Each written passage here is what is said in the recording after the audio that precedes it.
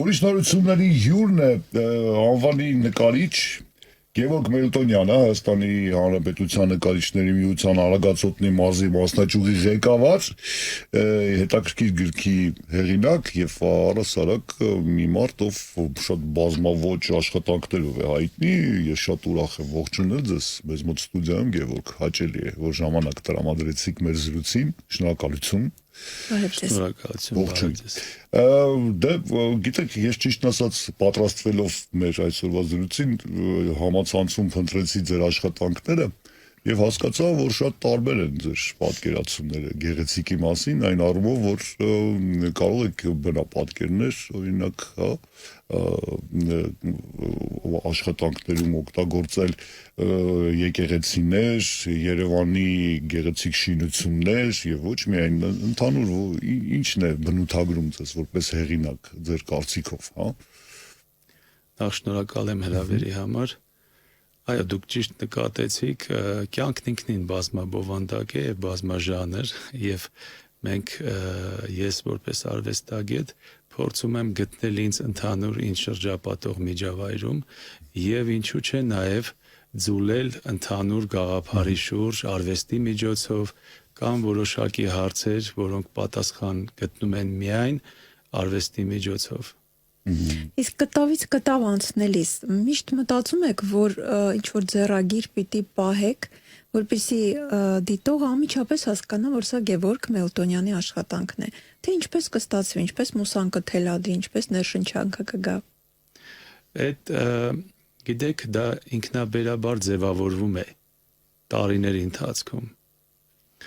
Իհարկե կա որոշակի նախադրյալներ, որոնք առանձնահատուկ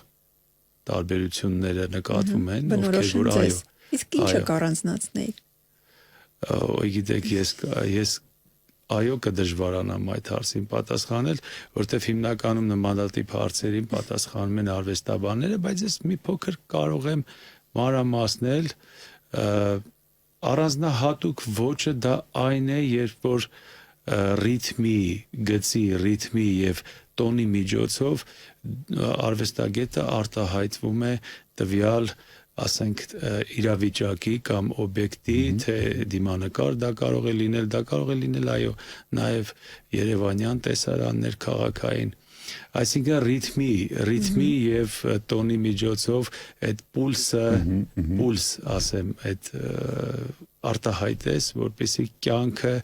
եւս մեկ անգամ այդ միգ, չէ, այսպես բառ ունենք, այո, ակնթարթը այդպես կարող եմ ասել։ Բայց անձեն աչքով չպատրաստված դիտողին դա երևում է այդ ռիթմը։ Կան մարդիկ, ովքեր այո, դա նկատում են եւ դա հենց նկարչի առանձնահատկությունն է, այս դեպքում ես էլ ունեմ իմ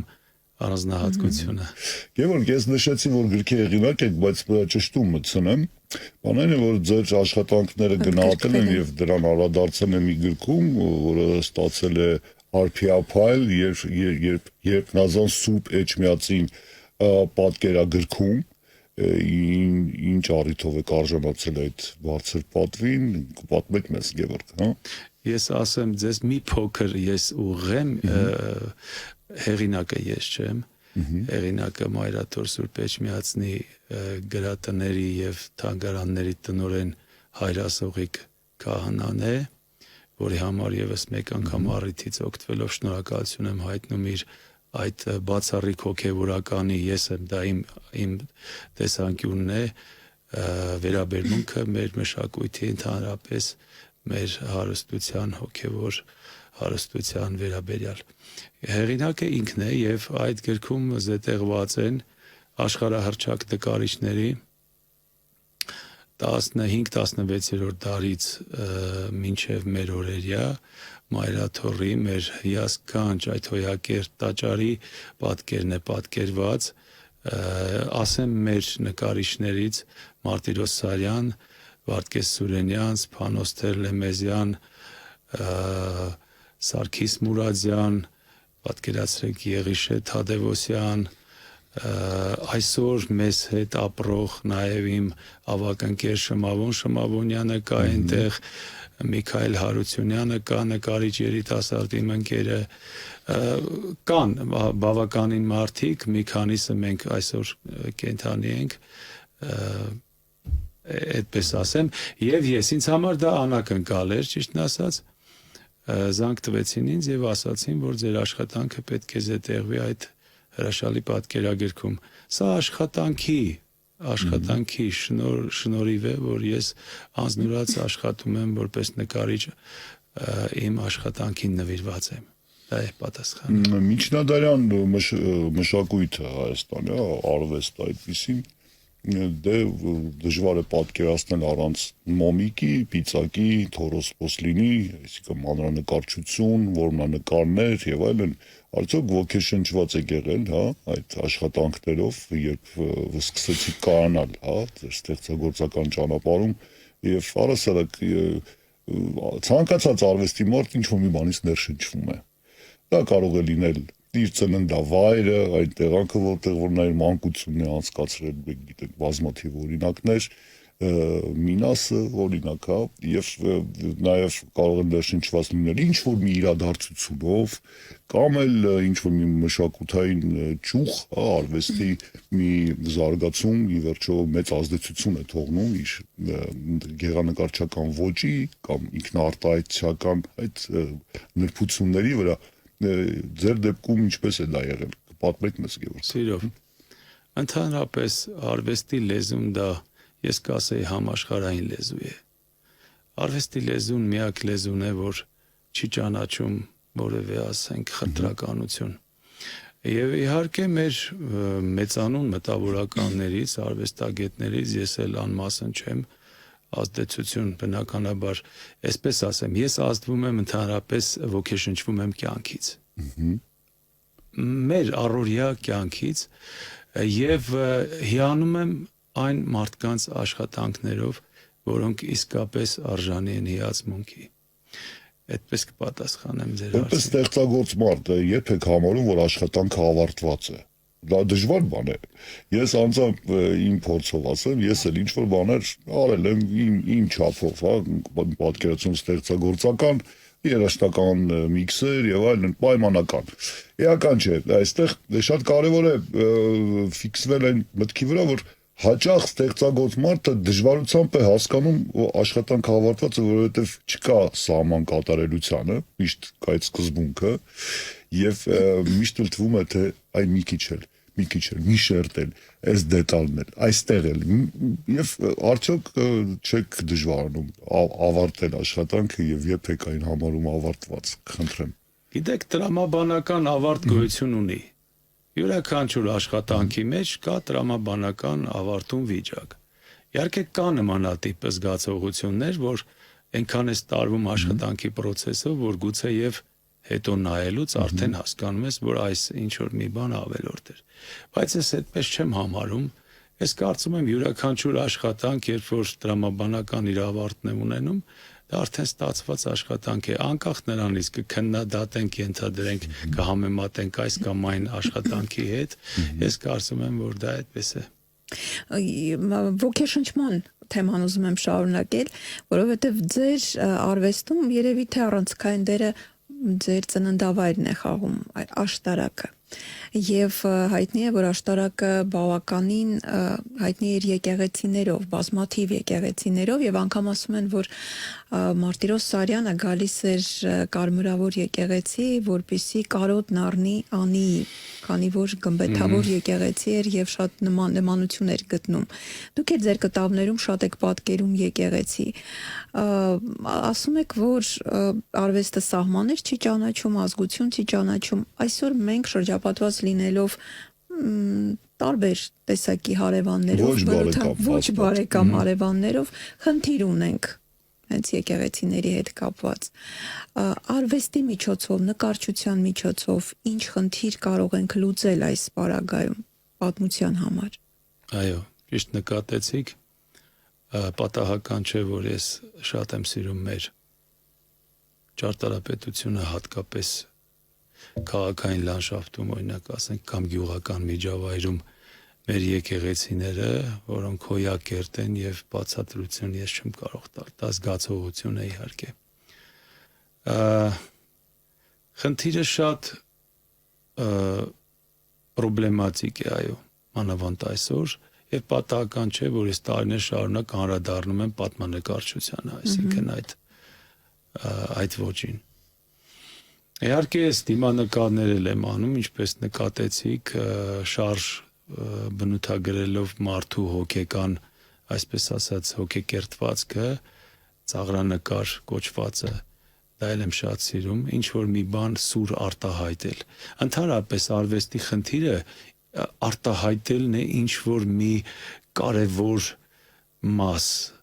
Այս դեպքում օրինակ եկեղեցիների մասով գիտեք մշակութապաշտպանության խնդիրը դա բոլոր ազգերին է այսօր, այսպես ասած չոքելա բոլորի դուռը, ասենց ասեմ, մանավանդ մեր նման ազգի, որ նախ շատ հին ենք, մեծ պատմություն ունենք եւ աշխարհին տվել ենք հզորագույն անհատներ եւ աշխարհի պատմության մեջ մենք մեր առանցքական դերն ենք ունեցել եւ ունենք վստահ եմ, որովհետեւ կան մարդիկ, ովքեր ապրում են այդ եւ հիշողությամբ եւ ներկայի գիտակցումով եւ ապագայի մեծ պատասխանատվությամբ։ Այս դեպքում էլ օրինակ ես անմասն չեմ այդ մեր խնդիրներից։ Այո, այսօր հարևան երկրներում շատ բաներ են կատարվում, որոնք որ մերժողական են եւ ցավոք սրտի համամարտկային մեծ ընտանիքը, մեր երկրագնդի բնակչությունը, մարդիկ բոլոր ազգերի մարդիկ են, բոլորն էլ ունեն զգացողություններ, զգացմունքներ, կան մարդիկ, ովքեր դատապարտում են, կան մարդիկ, ովքեր դա չեն կարող դատապարտել, կան մարդիկ, ովքեր չեն ուզում դատապարտել, ամեն տեսակն էլ կա եւ ես ոչ թե դատապարտելու լեզվով եմ խոսում, ես խոսում եմ ընդհանուր համերաշխության լեզվով, որտեվ արվեստը էլ եմ կրկնում, դա մի լեզու է, որը կամուրջ է հանդիսանում աշխարհի բոլոր ազգերին։ Մենք մեր առանձնահատուկ հայկական մշակույթով ներկայանում ենք աշխարհին։ Մենք ասում ենք, մենք սա ենք, մենք ուրիշ ասելիք, կարևոր ասելիք, ես կարծում եմ չունենք։ Հայկական արվեստը մշակույթը ներկայացնելը դա էլ երկրորդ խնդիր է։ Բարեբախտաբար փաստում ենք այն, որ կան այսօր էլ իդեմս ձեզ եւ գործընկերների ասպարեզում տարբեր ասպարեզներում գործող անվանի տաղանդավոր հաջողությունների հասած հեղինակներ եւ երկրորդ խնդիրն է այդ աշխատանքները ներկայացնել աշխարհին Հայաստանից։ Այստեղ կուզենայի ձեզ հետ մի քիչ ձեր կարծիք իմանալ, օրինակ որքանով է լավ ներկայացված հայկական մշակույթը աշխարհում, ցուցահանդեսներ ունենում եք Հայաստանում եւ սահմաններից դուրս, մի քիչ դրան անդրադառնանք եւ ընդհանուր այսօր ձեր հավաքածուն քանի աշխատանք ունեք արդեն գրանցված, կատալոգացված, այսպես ասեմ, հա, մատյաններում անցկացված, մի քիչ խոսենք դրա մասին։ Ես ասեմ, որ այսօր իմ աշխատանքներից Նոյան Տապանը Արարատի ֆոնին Տեր Ղազար Քահանա ունենք, արժանապատիվ Տեր հայրը, Վենետիկի Սուրբ Ղազար կղզի տարան եւ այնտեղ տեղ գտավ իմ աշխատանքը որպես Նոյի Տապանի պատմող աշխատանք, այսինքն ըստ Աստվածաշնչյան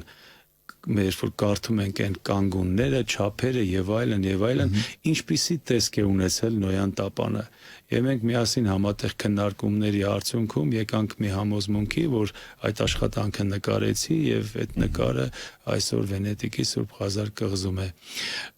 Եվ ասեմ ձեզ, որ հետարքիր արձագանքներ եղել են այդ առումով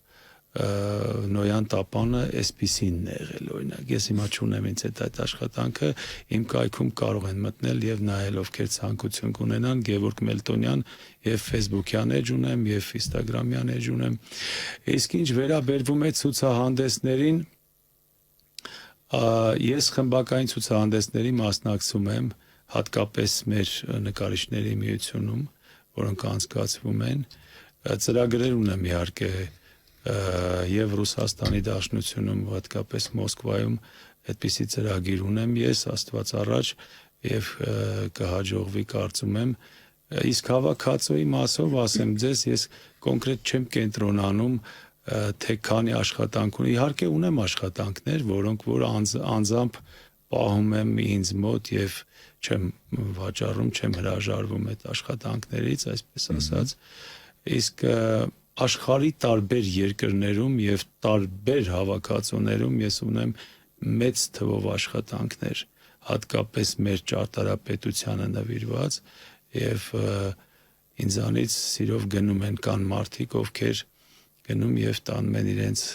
հավաքածուները համալրելու։ Եվ որ իսկ հեշտ եք բաժանվում ձեր աշխատանքներից։ Օրինակ մի նկարիչ կա, ինքը հիմնականում իհարկե եւ բնապատկերները պատկերում եւ ծովանկարիչ է, բայց հայտնի է որպես դիմանկարիչ Արամ Սարիբեկյան, ով Սանկտ Պետերբուրգում էր բնակվում եւ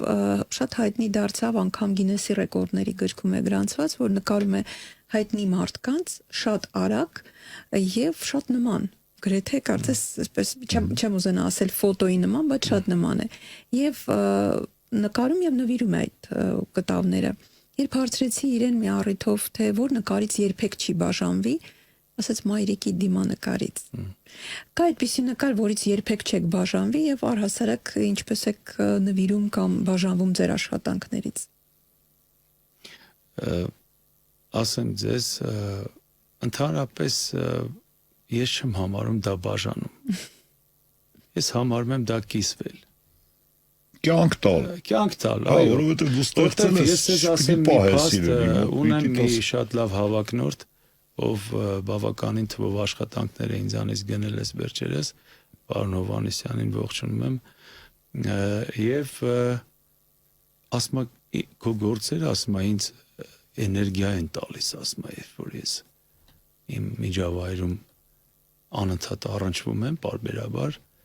ես էլ դրանից ուրախանում եմ։ Գիտեք ինչ, ընդհանրապես արվեստագետի նկարչի ապրելակերպը դա հենց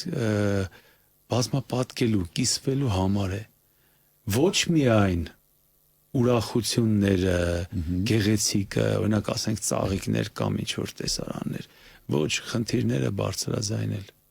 արվեստի միջոցով։ Այսինքն երբեմն կան պրոբլեմատիկ խնդիրներ, գրոտեսկ։ Ես իմիջիայլոց ունեմ իմ կապրիչիոս, այդպես կոչեմ, որոնք որ շատ հազվագյուտ եմ ցուցադրում,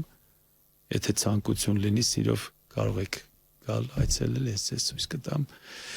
խնդիրներ բարձրաձայնել, թեկուզ իմ տեսանկյունով։ Գիտեք ինչ, մարդիկ կապված են միմյանց հետ, արվեստագետը ժողովրդի հավաքական կերպարն է, ինչպես որ բոլոր մեր հասարակության անդամները։ Այսօր ինչ որ մենք տեսնում ենք, դա կլինի արատավոր երևույթներ, թե դա կլինի լավ երևույթներ, լավ հրաշալի, ինչ որ արարքներ, դա մեր ժողովրդի հասարակական հավաքական կերպարն է։ Ես երբեք չեմ առանձնացնում որևէ մարդու կամ որևէ ինչ որ իրավիճակ, երևույթ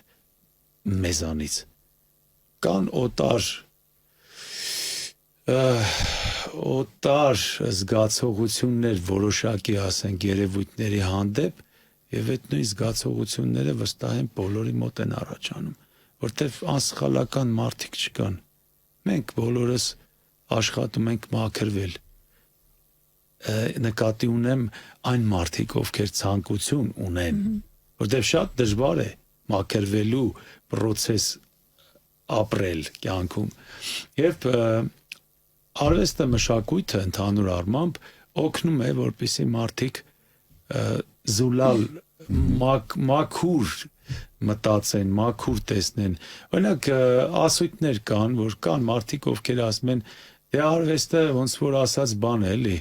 գիպնոզի ժանգլերության նման մի բան է, դե այդպես արտահայտություններ էլ կան, այսինքն դա իրականություն, այո, դա իրականությունը չի, բայց դու իրականության մեջ երբեմն զգում ենք մենք օրինակ դուք զգում եք որ երբեմն այս ամեն ինչը ինչ որ մի ընդհանուր տարօրինակ միստիկ կյանքը ինքը հենց միստիկ բան է չբացահայտված առեղծված է կյանքը ամեն օր պետք է բացահայտես ամեն օր պետք է աշխատես ապրել եւ ապրելը բարդ բան է գիտեք ինչն է այս կարծել process է կներեք ապրել ինձ կներեք ես ուղղակի նոր մտածեցի օրինակ ինչու ենք մենք ցանկացած հասարակությունում կարևորում արվեստագետների խավը այդպես շերտը ես այդ հարցով հետաքրքրված փորձեցի փիլիսոփաների մոտ պատասխանները գտնել ու գիտեք ինչ ընդհանուր մտքի եկա երբ որ այդպես մեծերի կարծիքներն ու մտքերը ընթերցեցի ի վերջո եկա այն մտքին որ արվեստագետները սնվում են ժողովրդից այսինքն նրանք այդ հավաքական ժողովուրդ կոչվածը որպես էներգիայի աղբյուր վերցնում են սնվում են եւ ծնում են այն ինչը որ բնութագրում է այս կամ այն ժողովրդին այս արվեստագետների դերն ու նշանակությունը դրանով է կարևորված նախ եւ առաջ եւ իհարկե բազմաթիվ այլ բաներ ես վերադառնալով ստեղծագործական ներփություններին հա յուրաքանչյուր հեղինակ երևի իր ոճ ունի մեկը սիրում է մենակ աշխատել մյուսը սիրում է շրջապատված լինել աշակերտներով եւ աշխատանքի ընթացքում յուրաքանչյուր փորձ փոխանցել ձեր դեպքում դուք տանեկից եք աշխատում ընտանիքի հետ այդպես կենցաղը եւ աշխատանքը միաձուլել եք կամ մեկ տեղել եք թե այսպես սիրում եք առանձնացած հա ձեր արվեստանոցում լրության մեջ առանց ուրիշների ներկայության ստեղծագործել հետաքրքիր կլիմանալ ինչով է պայմանավորված որպես կանոն այս կամ այն հեղինակի մոտ այդպիսի ընտրությունը դա զուտ ներքին խառնվածքի խնդիր է հարմարության խնդիր է Գևորգ կիսվեք մեզ այդ ձեր աշխատավոճով հա ինչպես եք աշխատում գիտեք ամեն օր մի նոր հրավեր մի նոր ասենք աշխատելու կանչ է մարդու մոտ առաջանում եւ ես բազմազան է իմ աշխատանքային գրաֆիկը որտեվ նաեւ ես հրավիրվում եմ հանրակրթական դպրոցներ ոչ միայն արվեստի դպրոցներ մաստեր կլասեր եմ անում վարպետաստասեր եմ տալիս խոսում եմ մեր կրտսեր սերնդի հետ եւ ասեմ որ հույսով եմ որ շատ լավ սերունդ ունենք ոսկի սերունդ ունենք ես վստահ եմ որ մեր երեխաները պետք է արդարացնեն մեր գուցե եւ այսօր չիրականացվող այսպես ասած տեխնիկական առումներով կլինի դա թե ընդհանուր հոգեբանական պատրաստվածության առումով երազանքները կիրականացնեն այո եւ արվեստանոցային վիճակը դա լրիվ ուրիշ վիճակ է մարդ ինքը հասարակական էակ է եւ հասարակական կյանքում կան հասարակական կանոններ բնականաբար մենք ուզենք թե չուզենք եւ կանոններ ենք թելադրում եւ կանոնների ենք ենթարկվում այսինքն ապրել միջավայրում մեկուսանալ դա էլ մարդուն բնորոշ բան է բայց իմ դեպքում կոնկրետ ես աշխատում եմ մշտապես կապի մեջ լինել մեր իրականությանը մեր ժողովրդի հետ, իմ ժողովրդի հետ, դուք ճիշտ ասացիք, որ մենք բոլորս միմյանց եւ տալիս ենք եւ վերցնում ենք էներգիայի առումով։ Շատ կարեւոր եմ համարում շփումը հարցերի բարձրաձայնում։ Օրինակ ինձ էս վերջերս մի շատ լավ երիտասարդ աղջիկ հրավիրված է Երևանի թիվ 112 ավագ դպրոց, դա վարպետաստասի շրջանակներում հարց բարձրացրեց, հարց տվեց, ես շատ ուրախացա եւ ճիշտ ասած զարմացա որ ինչպեսի հետարքիր հարցեր կարող են տալ նաեւ մենք սովորելու բան ունենք ինչի՞ չէ մեր երեխաներից ասեց ինչ է կարծում պարոն Մելտոնյան արհեստական բանականությունը հնարավոր է որ խանգարի ձեր ոլորտին եւ ընդհանրապես մեր մարդկությանը ես ասեցի գիտեք ինչ եթե մի բառի մեջ կա արհեստական բառը եկեք հանգիստ թողնենք եւ օգտվենք այդ բանականությունից բայց լավ հարց տվեց շատ մտածելու տեղիք տվեց այո մենք ենք ստեղծողը մեր իրականությունը մարդն է ստեղծում Եթե մարդն է ստեղծել, ուրեմն մարդը հնարավոր է որ կարող է կառավարել։ Իսկ եթե ես այդ հարցին արդեն չեմ։ Արամ արվեստագետների թեման բարձրացրեց, թե ինչով է առանձնացնում արվեստագետին, ինչն է առանձնացնում սովորական մարդուց, անկեղծ ասած միշտ մտածել եմ աստվածաշնչյան մի տողերի վրա, որ Աստված մարդուն ստեղծեց իր պատկերով։ Ու դա իմ մեջ միշտ հակասություն էր առաջացնում, թե որքան կատարյալ է Աստված եւ որքան անկատար է մարդը։ Բայց երբ մի պահ մտածում եմ, թե ինչ պայմաններում է ցանկացած արվեստագետ ստեղծում կտավ, երաժշտություն, գիրք, արվեստի որևէ գործ, այստեղ ես տեսնում եմ այդ մարդու արարչագործությունը եւ կարծում եմ, որ հենց դրանում է նմանությունը, ինչ որ բան արարելու մեջ մարդու ունակության։ Կարծեմ միջև վերջ չբացեցիք փակագծերը, թե ինչ պայմաններ են ձեզ հարկավոր ստեղծը արարելու, նոր կտավ լույս աշխարհ բերելու։ Գուցե շատ պարզունակ են հարցերս, բայց մենք ուզում ենք ներթափանցել արվեստագետի, արարչի այս դեպքում ներաշխարհ եւ հասկանալ, գուցե երաժշտություն է, գուցե մեկ գավաթ սուրճ է, գուցե ինչ որ մի այլ բան է։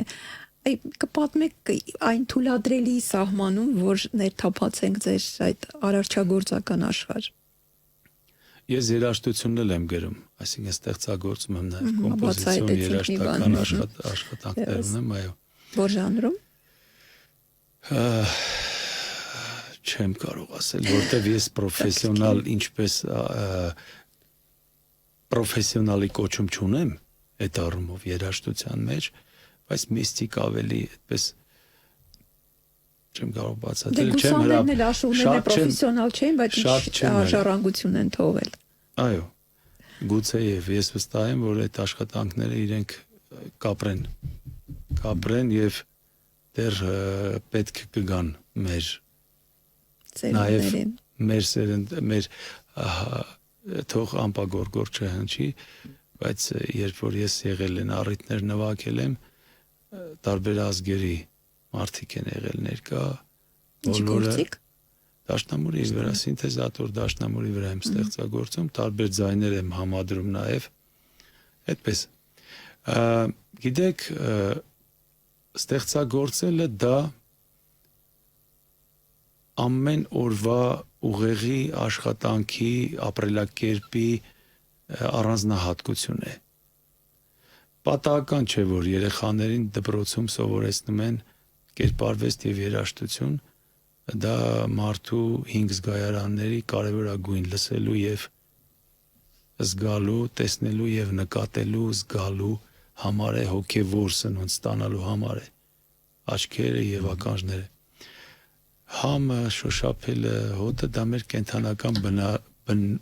բնությունը պահելու համար է, հիմնականում, եւ արվեստը, երաժշտությունը, նկարչությունը յուրաքանչյուր անհատի օգնում է աշխարհը